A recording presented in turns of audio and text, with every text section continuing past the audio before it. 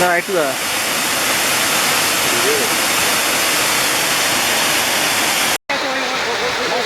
এইখান থেকে ওই চটটা কিনতে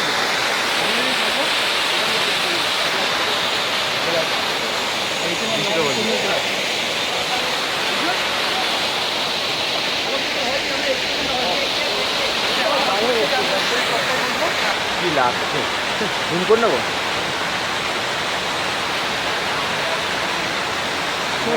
পরিষ্কার